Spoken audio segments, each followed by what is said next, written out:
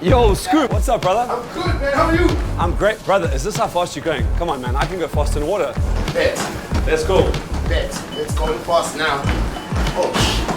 Oh! I was fast. You got it? You didn't get it.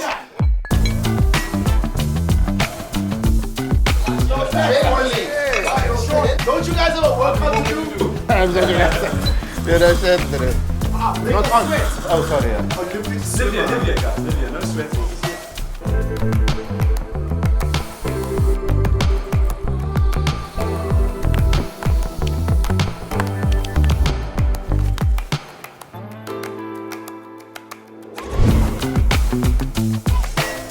Podcast take 13, take 2.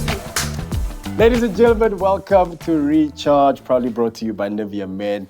This is the platform where we sit with the brothers and we connect. We have real chats, and I'm sitting here with real OGs. I'm gonna start with the first brah, a storyteller from the Kaap, a man who wears Cape Town on his back, leader of the White Gen. Ladies and gentlemen, boys and girls, West Kaap, make some noise. Salute us, the one and only YoungstaCPT. Oh, yeah. Yes, sir. I love that intro. Yeah. Are you gonna use it? I was moved by it. Thank you, my brother. Had me looking around here for where's this man? Where is he? Is he joining us? Wait till yours comes. Oh, wow. Oh, yes. Ladies and gentlemen, a man who came into the world as a swimmer. I mean, we all did. He decided to make a career out of it, winning medals all over the world. Fully clothed, a man who's no stranger to the smell of chlorine.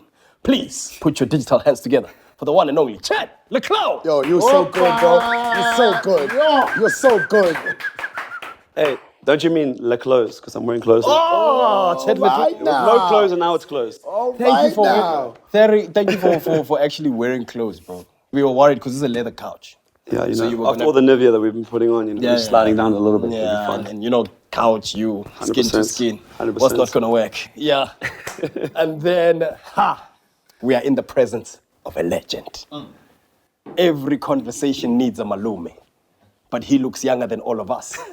Ladies and gentlemen, the epitome of black don't crack. We are talking a leader in the creative industry. He is what Kanye West is to hip hop, to South African culture. The pioneer. Yes, presenter, fashionista, storyteller, disc jockey, broadcaster, father, an ex, a current. Please put your digital hands together for the man, the myth, the legend, the one and only. Wow, man. Scoop Makhathini. I'll take that. Bro, I'll take that. Them intros never get old. You'll take that. I've never felt, I always thought I was good. But bro, you are amazing. Bruh, given the talent that's here and given the personalities that's here, Scoop, what's the one word that comes to your mind for this evening? Like sitting with the gents, having a conversation, the atmosphere, the vibe. What's the one word that you'd say would pop into your head? Hey, I think you've mentioned it in the intro. This is some legendary stuff, man. Yeah.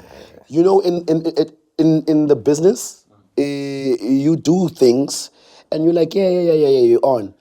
When you get to be around spaces like this and people like this, you kind of feel like you've arrived, you know? Yeah. I remember when we were having the group call and they were like, so Chad, blah, blah, blah, blah. And I wasn't registering.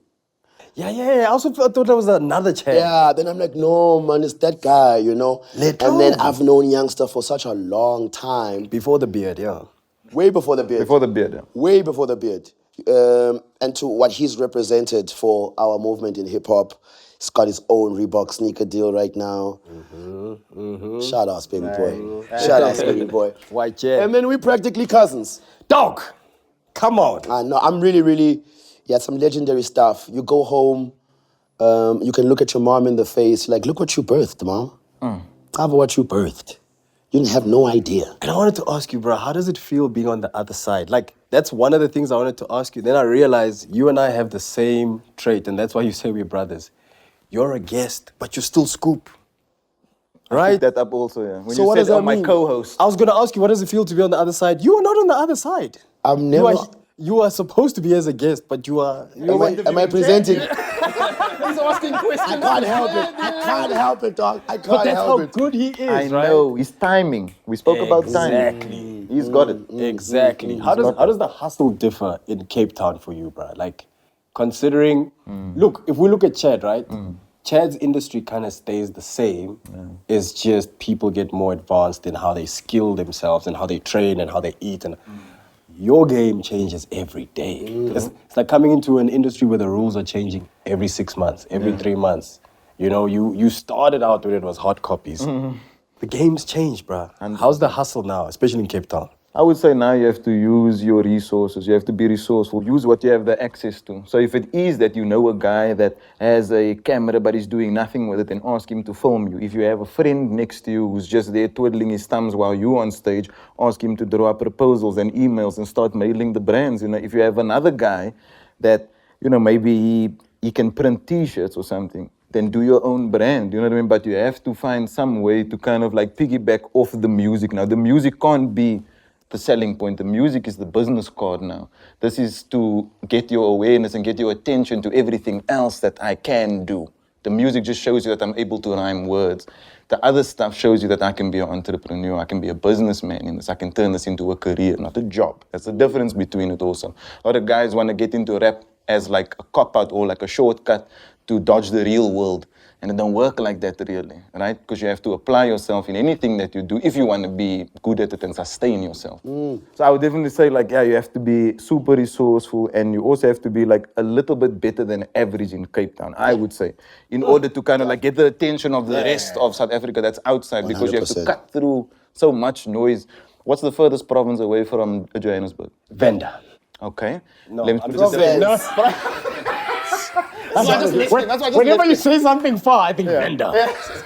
Venda's at the end. What is the furthest province? Plus also I'm being interviewed by a Free State. comedian. No, the furthest No, it's from close, us is Cape Town. Exactly. Yeah. There we go. So I'm already at a kind of geographical disadvantage, being that I'm the furthest away from you. And I need you to hear me the most.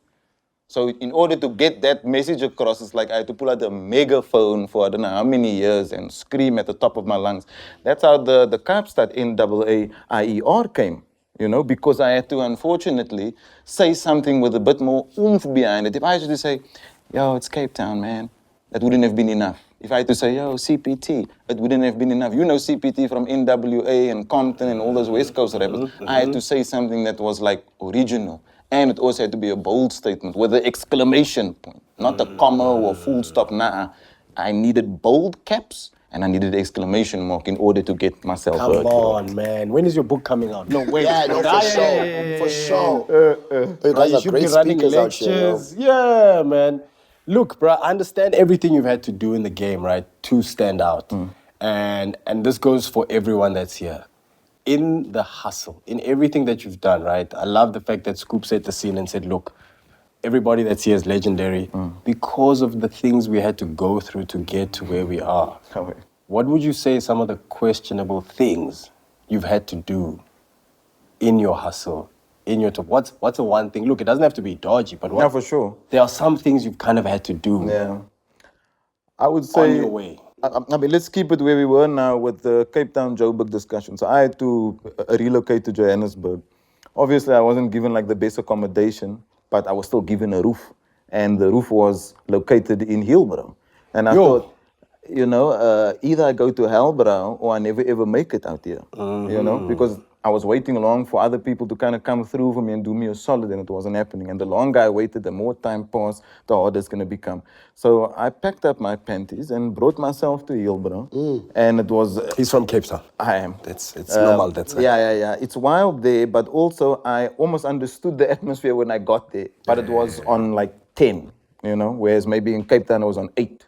So I was there in on the threshold, but this is where I kind of like understood it on a much more like, how I can say, continental basis, because in Joburg is every African nation you can find on the continent. And that is when I truly became, like I would say, immersed in the culture of Africa, because then I got to meet everyone from the continent. Especially in Hillbrow. Especially In Hillbrow, Hillbrow, you yes. understand? So It's not even the capital of our country. no, it should be. But I would say there is kind of like where I had a deeper appreciation for just the term hustle. A lot of people say the word, but they don't really They don't live it. grasp They what don't it grasp, actually yeah. means. Seeing a guy cross a border with nothing, right? And then set up a sweet stand this week. And then next week I see the man selling lollipops and sweets. And then the week after that he got 2 stands. And then the week after that he's got a better outfit. And then now the sneakers are cool.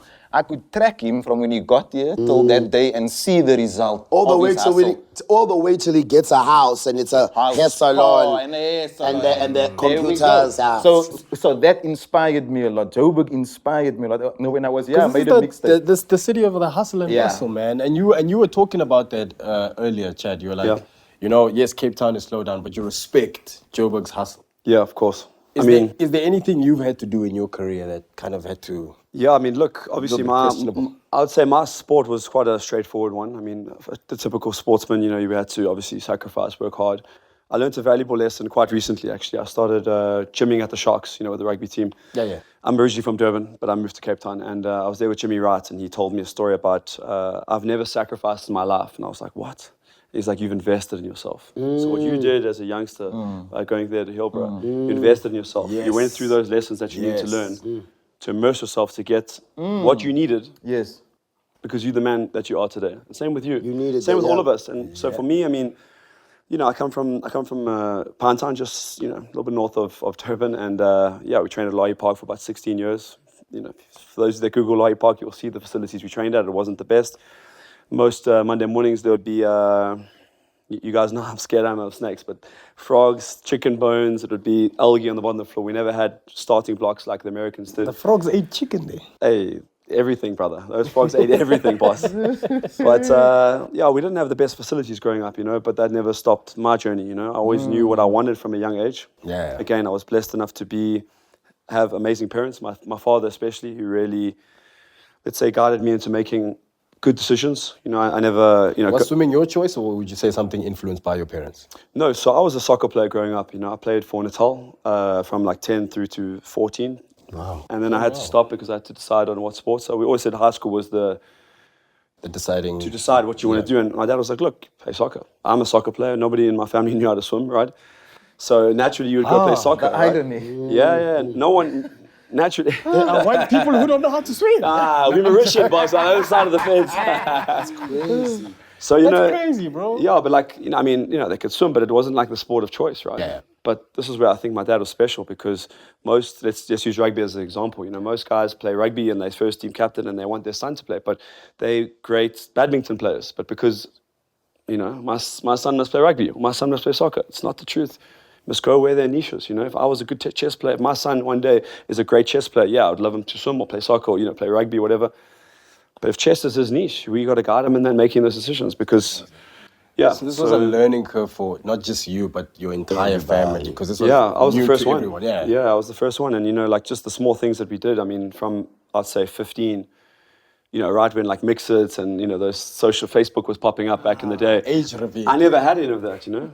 I didn't have a cell phone during the week because it was about being The best. emotionally, and like kind of Tiger Woods' story, you know, where, you know, when he hated loud music, but his dad would put on loud music in his ear when he did those putting shots so that he could focus. Yeah, so there was a degree of investment that I made at a young age, but I didn't know it was investment because that was just my life. Damn.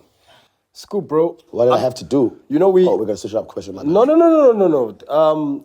I'm listening to what Chad's talking about, right? And a lot of what he's actually explained is the pain when it comes to the grind, bruh. Yeah. You know, my first question initially was like, what are some of the things you've had to do? Some of the compromising or things you've had to do in your hustle. But then we talk about pain. And a lot of us like to glorify pain in our hustle. What kind of adversities have you had to face? I know I joke a lot, and that's a running joke between you and I when I call you a pioneer. But that's because a lot of firsts we saw with you, bruh. You are the blueprint of presenting in this country, by far. You are the blueprint when it comes to expressing yourself in a fashionable sense. When you started in hip hop, it had a code. you're the guy that started mixing things and this and that. What are some of the adversities you've faced on that hustle? And Sure. and what pain have you experienced, bro? I think the adversities that one faces as a pioneer, you suffer all the losses that your people coming after you can master. So you're the guinea pig that gets knocked around, and then the people that come after you just like, oh yeah, you did it for us so we can have an easier walk. Also, most of the time, you never get the spoils of being a pioneer. Yes. Right? But the people coming after you will. And that hurts. But then the only thing you can do, because you have to feel good about yourself, is not rest on the fact that, this didn't work out. You just keep pioneering. You keep pioneering. Hopefully, Yes. something will catch steam at the right time, you know? Or maybe the pioneering might not catch steam at the right time, but you will then get your flowers because everyone will then go, Norman, you've been doing it for such a long time. And you might not get it when you're pioneering, but culminative pioneering becomes a pioneer. You know what I mean? So that was been tough to just watch people win off your initial sweat. Yes. Yes, from everything, from passion to all of it, bro. But then you go through this grind, right? Same thing with you, youngster. Like, what's been like a crazy streak for you, and what did you do to like cope or make it through? So I kind of did things in a different way to the rest of the South African rappers. I utilized mixtapes in the beginning, early on, 2010, right? Yeah. And so in that period of time, I made 24 mixtapes in 24 months. Bear in mind, I was only 19 years old at this time. What? Yeah, now we used to dish them out at shows, just be throwing them like frisbees into the crowd, we hit a lady in the eye, we duck, we run out, you know what I mean? She has a souvenir and a bruise. But the cool thing was that the music was getting out there in any way that it could. People weren't going to buy a mixtape from an artist. I have no idea. But also the internet wasn't as powerful Internet as wasn't it was popping now. yet, especially here in South Africa. So I was one of the first men that utilized SoundCloud. I used Reverb Nation. I used YouTube at the time. Then Facebook Music. I'd upload the songs onto Facebook. You could only do, I think, 200 downloads max. I remember one day I got 200 downloads. I was blown away. I couldn't believe I achieved that. So I think for me, it was the mixtape era that time that I had done, and making a mixtape every month. But you see what champions do. You just keep going. And that's what he said about the going, pioneering. You don't stop pioneering because nobody's applauding. You just carry on trailblazing. And eventually people sat back and think, wow, this man actually did it all. Then the catalog speaks, you know? The catalog is then like, oh, wow, we got you now. But then it's almost like when you find an artist, you have to like, oh, this guy's dope. And then you you dig. go back. You're And like, you oh, this dig, guy's been dope. You know what I mean? Yeah. It does help. And you just got to keep going. For But real. gents, we can't deny that the hustle hurts, bro. Yeah. It hurts because you make other weird sacrifices, right? Understand you once practiced swimming during Christmas. Yeah. During Christmas During lunch. Christmas, man. We are eating truffle. You are in the water. I don't know if I'll be home for Christmas. Road to riches, pole position. I go the distance. He loved those lines. Oh, man. Bruh, how do you decide I'm going to be in the water on Christmas? And also, is it something you announce to the family? Hey, guys. It's unlucky. Now, look, it's, we touch on the sacrifices we all made, but I think the one thing we did, right, just before Christmas, we did something really special, we could call it. The coach would give us a Christmas present. It was 100 100s. So it was a 10K set, which is a far for swimming. Just to put it 100 100s. 100 100s, and then every Olympic year, so 2007, 2011, 2015, the year, 6 months before the Olympics, we would go 200 100s. So that's like running the comrades. What does this mean? You have to swim. So It's swim swimming 20 the comrades. So it's like swimming the comrades, because running is like 4x, you know? So we swim a 25 meter in roughly 9 seconds. And, Usain Bolt runs in... 9 point? Yeah, 9 points. So it's times 4. Just so, splash in the water. yeah. 7 hours. I can do a cannonball. 7 hours you'd be in the water for. So that was like a once off that we would do a year. But that you have to bring liters of... NIVEA. NIVEA for sure, for the sunblock. We need that sunblock. It was crazy. It was a crazy time. But You're such a robot, Chad. Like you got a quiet fierceness about you. You're such a competitor, but you low key about it, right? True. But That like you're, James Bond bro, vibes. you're very Yeah. like, yeah, dog. I get you. But yeah, bro, on Christmas. So is this something you just told the family, like, yo, I'm not gonna be joining you guys for Christmas, or were they in on it? Like, no. Nah, look, to be honest, I went in the morning, so I mean, I didn't make the lunch and everything. But I mean, we trained, like, must remember, before the Olympics, we had to prepare like crazy for that, you know? Like that gold medal that I won in 2012, it wasn't, like, we spoke, me and Youngster, off camera before you guys arrived. Like, I don't think Also, you had to let everyone know. Sorry. Two brothers were late. Y'all was late. We were, yeah, That was early. supposed to be a family secret check. Y'all know when Youngster arrived before you guys. Before you guys said, you know, the call time said. It was 2 hours early. No, it was, Just saying. well, I mean, The yeah, it boy was. beat Michael Phelps. You newbies need to know that. Yeah. We just cannot get over this. Yeah. It's crazy. Now, look, I was saying, honestly, like, I don't think we're here by accident, right? There was sure an element of luck that got us that opportunity, but, like, we created what we are, right? We had to see it in our head long before. Anyone else? We were, did. yeah, of course. I mean, you guys are, I mean, in some respects, we're all somewhat pioneers in what we do, especially you guys, you know. I mean, I had people that paved the way before me, to be honest, you know. Penny I give Haynes. I get a lot of respect for Penny, Roland, Rake, Cameron was there before me, so like, I'm not going to pretend I'm a pioneer, yeah, but at the end of the day, we had to see it in our heads before it happened, right? Yeah, but when we follow people, we follow the glory, we follow the hustle. We don't ever realize that there's another side to this, right? You keep going, but when do you rest? Yeah. You know what I mean? When do you rest? And then when you do rest, do you feel What guilty? kind of rest is it? Yes. Yeah. What kind of true, rest no? is it? Is it the right kind of rest? When do you moisturize, you know? When exactly. When do you right? have When time do for you recharge?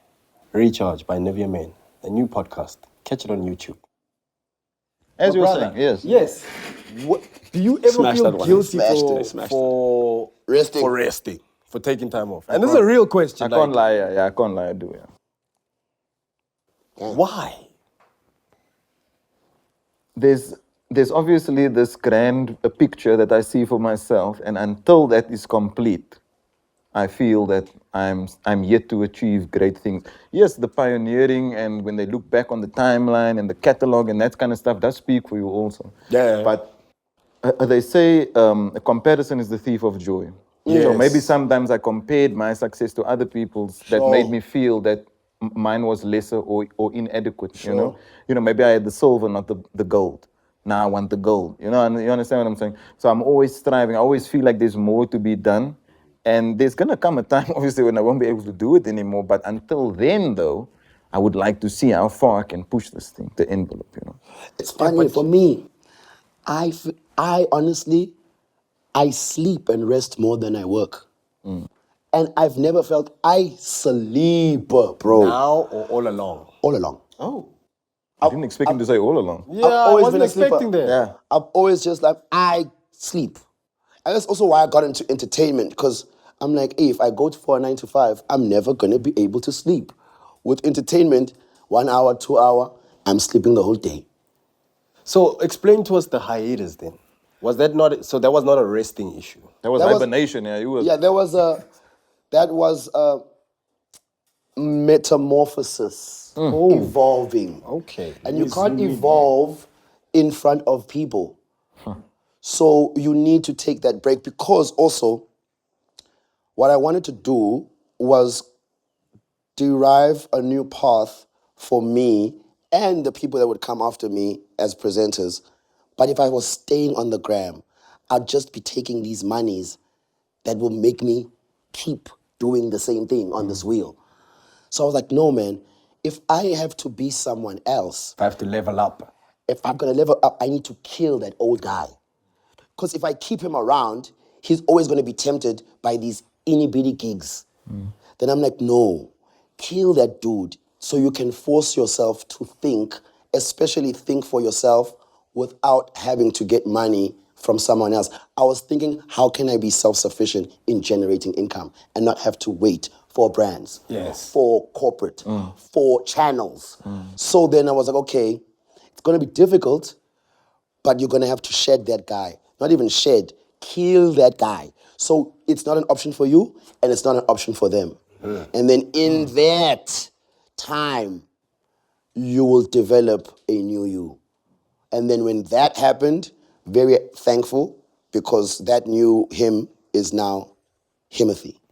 Oh, Oh, thank you, Himothy Treadle. wow. So I really, I didn't know how it's gonna work out. Yeah. But one thing I've never been afraid of is risking.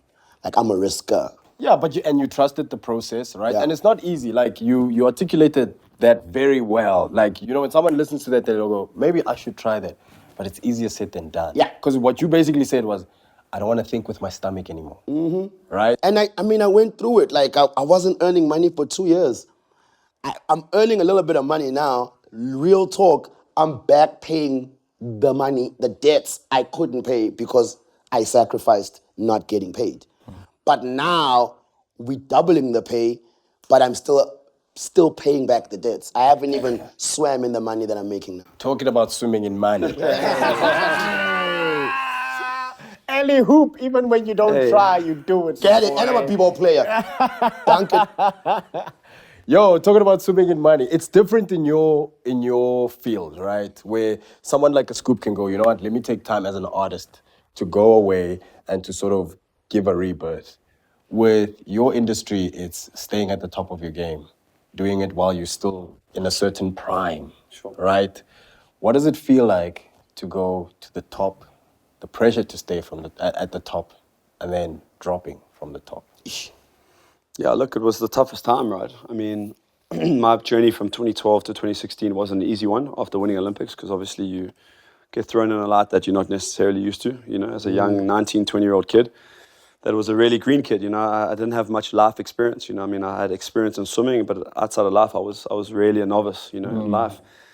And then heading into the Olympics in 16, you know, with kind of the pressure of, let's say, the nation to win again, you know, I got 2 silvers there, which was a great achievement looking back on it. But I couldn't even celebrate those silvers. I was so disappointed, you know, in the fact that I never won, you know. Wade and Custer won, and it was like, for me, I was like, I let the whole country down. You know, I was there at the airport. Yeah, there were people there, but I felt like a letdown, you know. I had a difficult 16 because, you know, my mom had breast cancer. It was fast spreading. She was stage 3 going into stage 4. So we didn't even know if she was going to make it, to be honest, out of 2016. Thankfully, thank God, she, you know, she's stronger than ever. And, you know, my dad at the time also had a bit of prostate problems, but, you know, all men have that eventually. Shout outs, So, man. yeah, so everything's good. And, you know, at the end of the day, I think I always say this, like, for me, a man or woman's character is not judged by how they celebrate victory. It's for when their back is against the wall, how they deal with adversity. So for me, my shining moments that are to me and to my family are after 2016 when I got those defeats. I came back and I was world champion 6 months later. Broke the world record. The next year was swimmer of the year. You know, I never let those defeats like define me as a person. And you know, even in COVID, when it was a difficult time for me, you know, I took a couple of losses outside the pool also, you know, and it was just, it was a bit of a spin downwards. And eventually, you know, you kind of, you know, you pulled yourself back up, right? Find your way back up. And for me, it's always about the light at the end of the tunnel was never fully extinguished, even when sometimes you think that it's over. You just see a little bit of flicker of light, and that's all I need, you know. That's all I need to climb that mountain again, you know, and that's probably who I am in essence as a person. I think a lot of guys don't get that, man, that we always want to be on top. We always want to be winning. But in order to appreciate the wins, you gotta go through them losses, bro. gotta go through them losses, bruh. How many L's have you taken in this game, my bruh? Yeah, I've taken a lot, yeah. I've taken a lot, and in the beginning, I took them personal. Yeah. And then as I grew, I realized, It's part of the game. yeah, this is part of it. This is part of the growth period and shedding skin as well, you know. And he's right what he was saying also, because it is hard to evolve in front of an audience, you know. So you do have to like retract. And then what you were saying about the COVID thing, taking losses in COVID, I'm an independent entity, my man. I don't have no labeled salaries and no investors and capital injectors. There's none of that, right? So when that pandemic hit, there was something totally different and foreign to someone like me. I had just gotten my own store and we started doing all these crazy things, and we did our own albums, printing our own albums, shooting our own videos, trying to even sign artists and pull guys up with us when we ourselves haven't even gotten to the top yet. So things like that also, like it really, taught me to have more adversity, more strength, more belief, more faith. You know what I mean? This thickens your skin, man. It thickens your skin. Yeah, you and question a lot, but then, you know, you're also able to have internal dialogues, and you're like, yo, I've been through worse than this. I've been broke most of my life. So this should be nothing for me. Those losses, like, it's almost like you're an animal. You get sharp at your, what do they call, the fangs or the nails? Your teeth get sharper, your eyes. You know what I mean? Those losses, they like, they tune you, man, to be a beast. Surviving. I haven't suffered a lot of losses, but I will be honest, I have suffered losses that I caused on myself. Self-inflicted. Self-inflicted loss. I was very, and I think I'm learning this now. What do they call that? Self-sabotaging. I was that kind of a guy. When it gets to a point, and I think I did it also in my career. When I don't want to be too famous. I still want to walk in the streets. I still want to do. You want to be a real person. A real person. And that's an internal battle. We just think you're just trying to be humble, but that's an internal. Yeah, I'm just like, I don't want this thing. And so when I got to a point where I realized I'm going to be too big now, I'll just do something to make me go down. I'd miss a show. I just won't care because I'm like, I just don't. If I keep being good, I'm going to be too big. Then I'm going to lose out on being myself.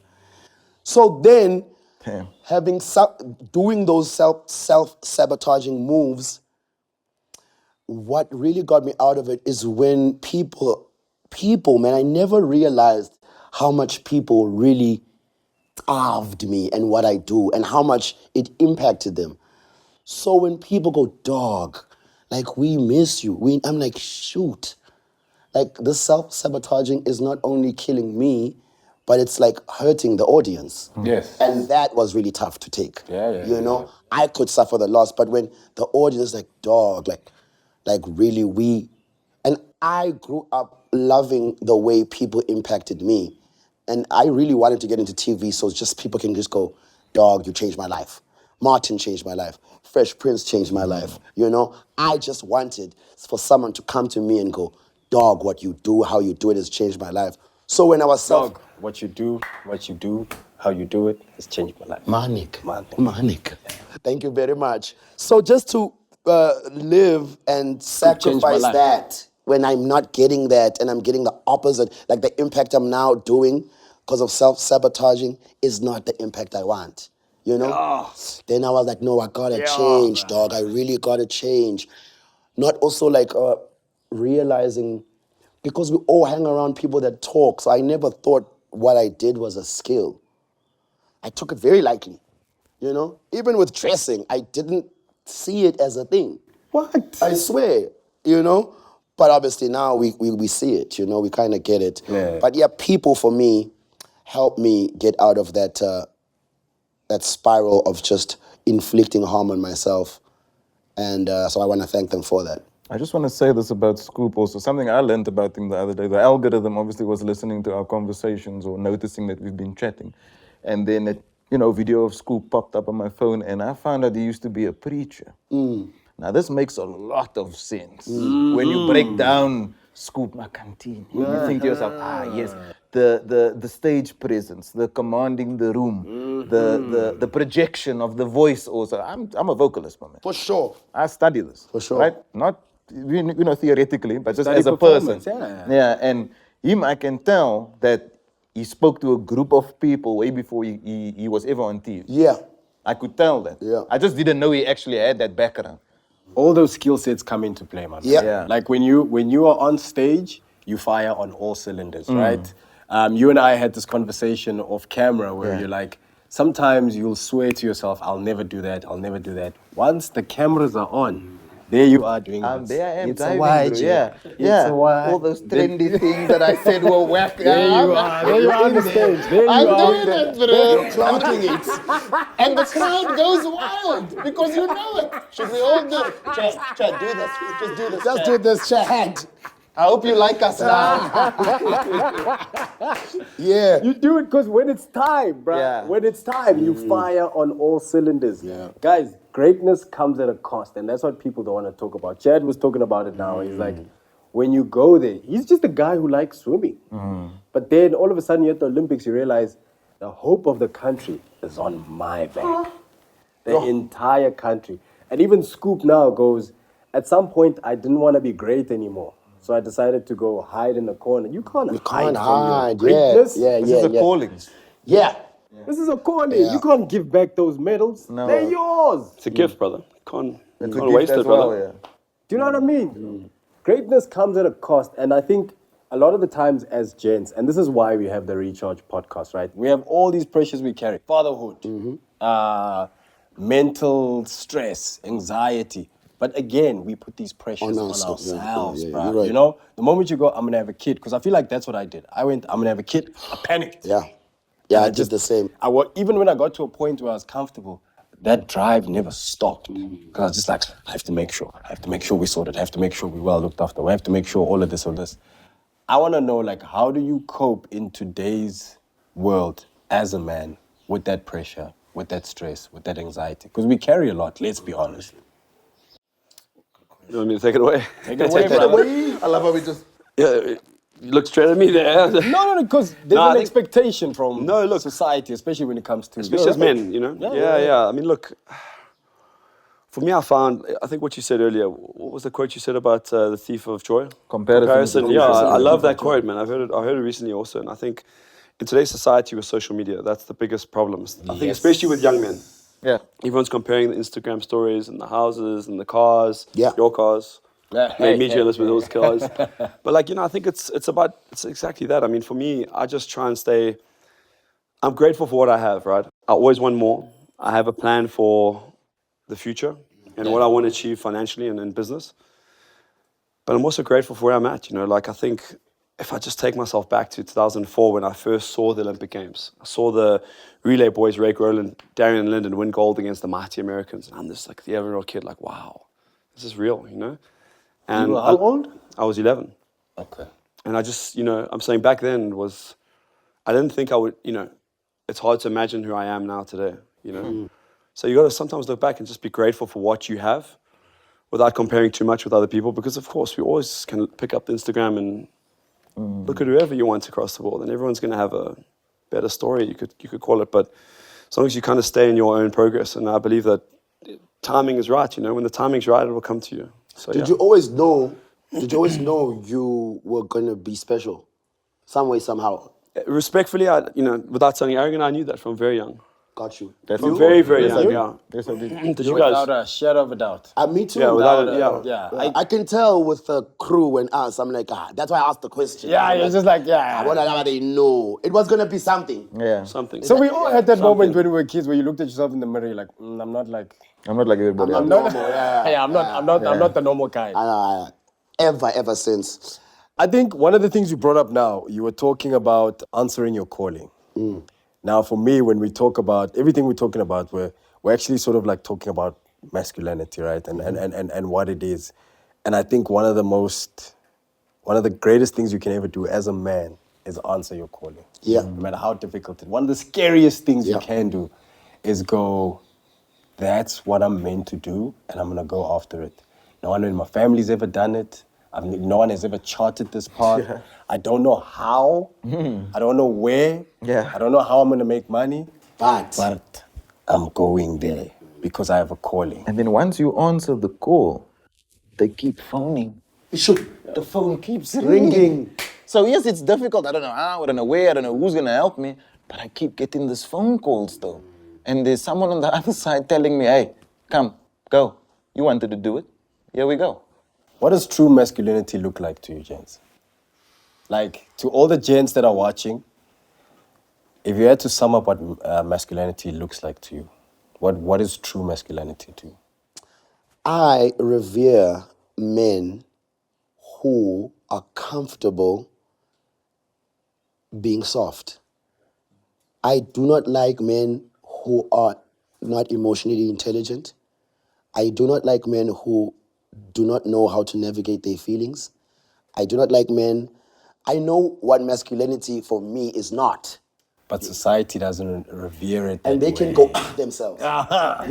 Thank you for doing the bleep for us. I love it. You know? So I really, for me, my heroes are men that are manly, but have the capacity to be as soft as a woman and also as jolly and as innocent as a kid. I don't I like, love that, bro. you know what I mean? I don't like dudes that are just like, hey, man, hey, man, I'm strong. Hey, shut up. Was it Malevin? I think. It was a combination of Malevin and Alostro. That's his name. Yeah, it is his name.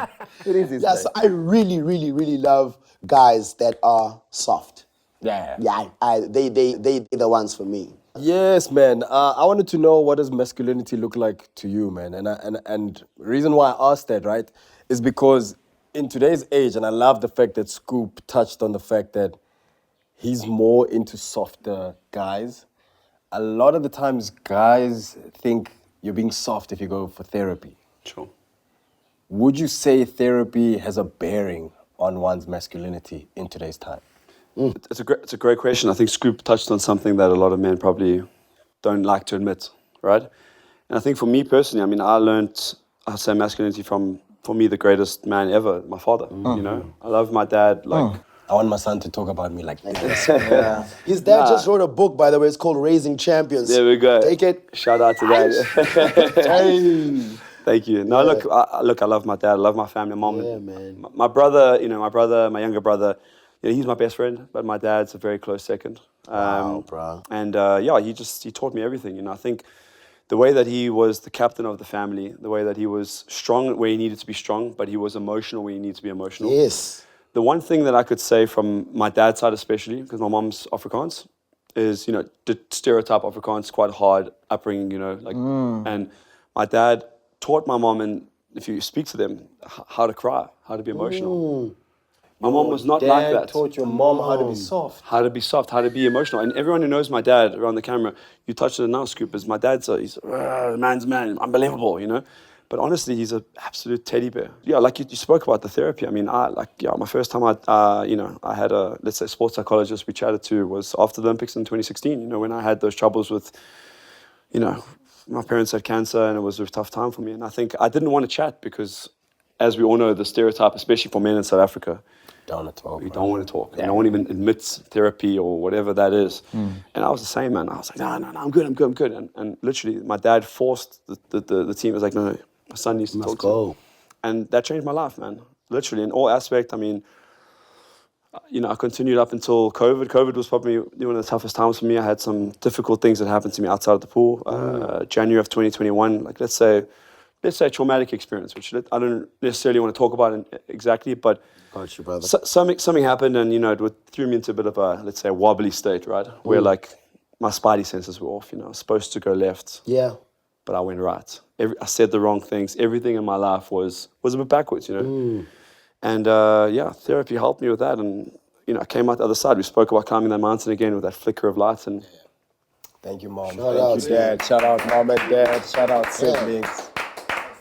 Uncle Riyadh. Yeah. Therapy, my bro. Talk to me about talking to other people. Fortunately, I have this outlet, right? Called the music. Called hip hop. Called the pen. Called the pen, right? And when you asked that question earlier on about what does masculinity look like to you, it looks like a single mother to me. Same here, bro. But my mother was raised by a great man, and that's my grandfather. Same here, bro. Butashaki. And Butashaki Racham, may his soul rest now. My grandfather He's the one passed on away. your album cover, He's ne? the one on Yes. my album cover. And I did that as a conscious decision to pay tribute to this man who raised the greatest woman that raised me, but then also influenced me and affected me as a grandfather and just as a male figure in life that I needed to steal from because I was lacking that. So I needed to make up for it, and I basically built it out of the character of my grandfather, but I couldn't be him. I mean, he was like triple my age. So the lessons, the game, the wisdom, everything that came out of his mouth, the knowledge, I listened so attentively to it when he spoke, because I knew anything that this man was saying was gems. So the highest honor for me that I could give him was my first album to have his face on, not even my face on it. To have his face on it and to feature no one except him. How many of us can say that we have made a project with our grandparent? I made an album with my grandfather, bro. I miss him. already. You know. Yo, bro. Dog, you know why your story touches me so much, bro? I feel like you and I had the same upbringing, bro. My grandfather's the man I modeled when it came to being a man. So my mom and I, after my mom and dad got divorced, I must have been like 6 years old. We moved back to Soweto. And I was one of those kids that grew up with my grandparents. And my granddad is who I modeled in terms of being a man. I studied him. I watched him. My sense of humor comes from my grandfather. He's the guy that taught me how to be funny. Yo, guys, it's getting to me.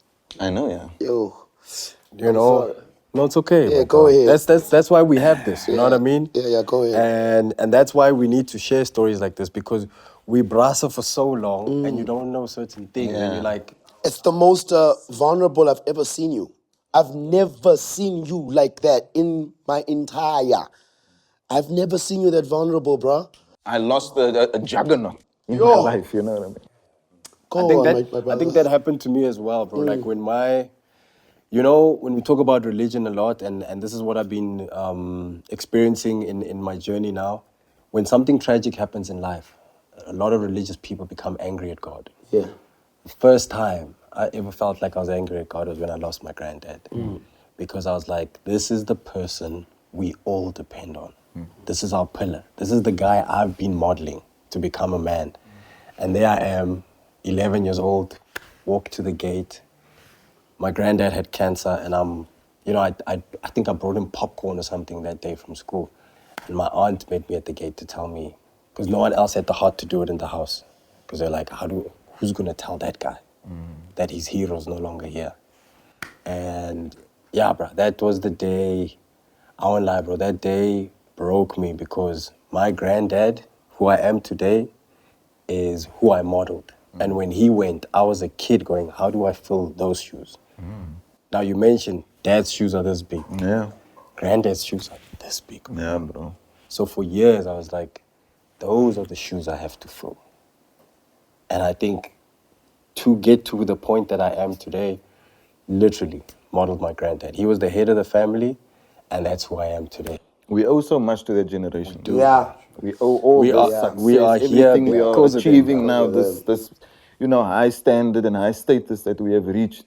Like without those sacrifices that was made in that time, I don't think that we would have achieved any further.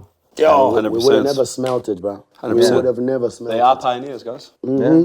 This is therapeutic as well. It is, right? You understand? I speak about the songs and what it does for me also, because that was the first therapist I had. I actually have a song on those 24 mixtapes that no one can listen to called Therapist. And let me tell you, gents, this is the reason why we decided to have the Recharge podcast. Because a lot of the times as gents, right, we never have real conversations.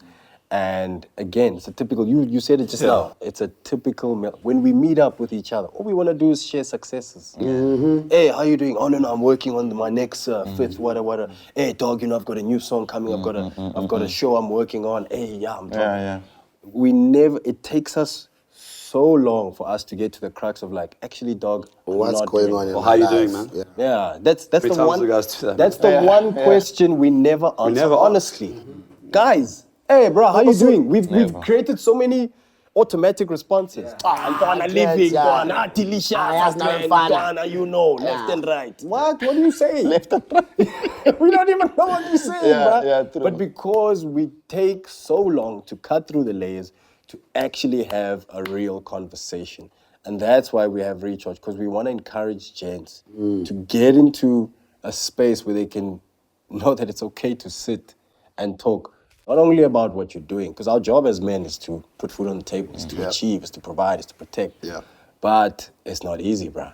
We got to be soft. We got to be vulnerable. We got to share. That's how you know about your friends. But that's also the one time you could, if you're going through something, how are we going to know if we don't share? So this is the point of having this platform. And I just want to thank you boys for just like, for being open, for being vulnerable, and for sharing, man. Word. Thank you so much for doing this, boys. I definitely feel a recharge. about to say. What recharges you, dog? Nature, bro. I'm a tree hugger.